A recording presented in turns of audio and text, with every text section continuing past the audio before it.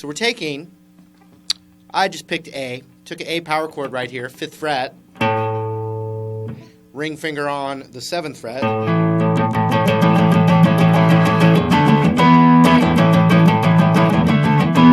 straight up power chord. But then now I'm using that bluesy thing, but I'm not playing a 12-bar blues. I'm not like,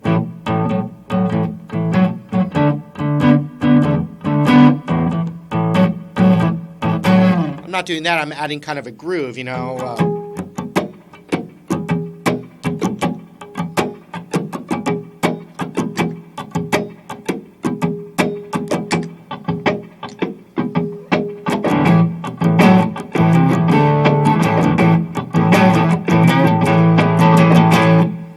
And so what we're doing is we're going,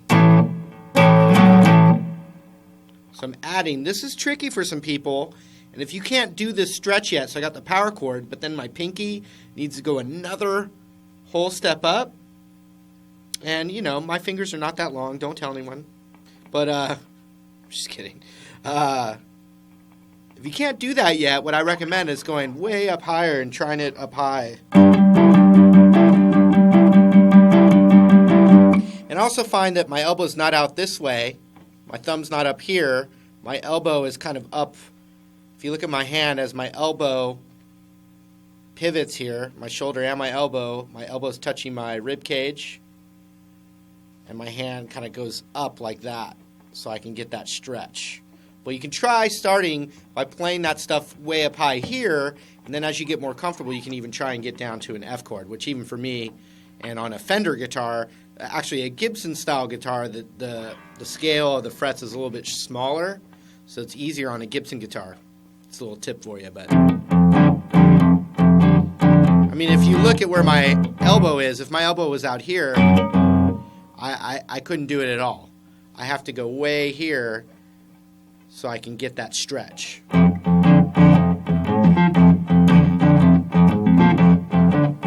But you also don't see a lot of F blues, although you would actually with horn players. Horny guys like F a lot.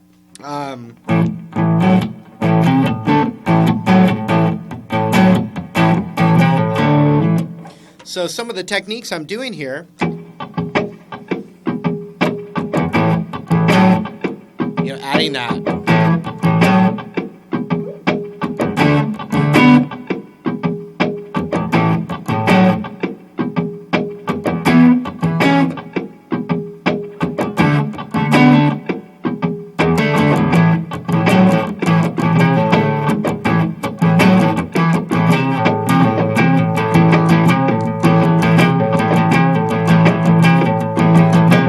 So you look, you know, the pinky's, a lot of pinky time here. The pinky's staying very busy. It's going a whole step up on the A string.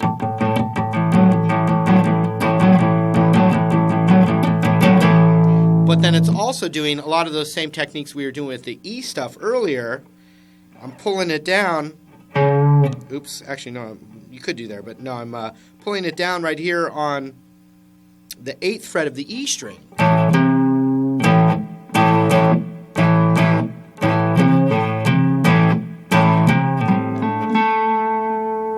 All the same concepts that we were doing in E.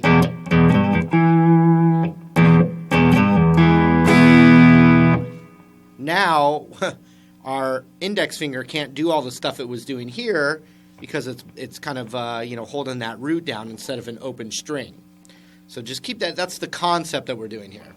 But I'm adding my pinky a whole step up. And then I'm going to that 8th fret on the E while I'm still holding that power chord, and I'm giving it a little bend, like just like a quarter tone bend, you know, like a.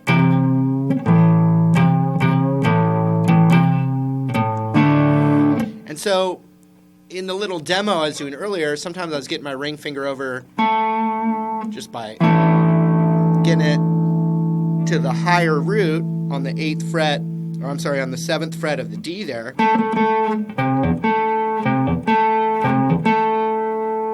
If I'm holding this power chord, you could let it pull off to that note.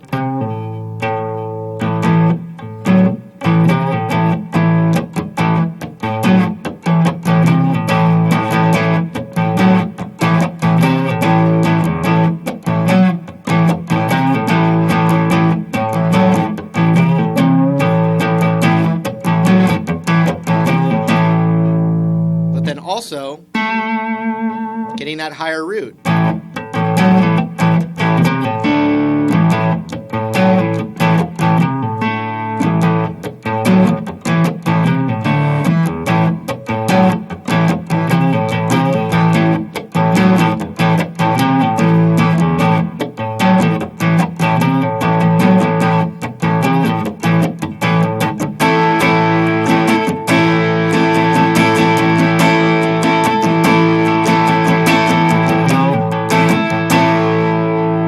Then I could also mix in that full bar chord with that G string muted. And honestly, you know, you could get the full bar chord in without the G muted and just play it all the way.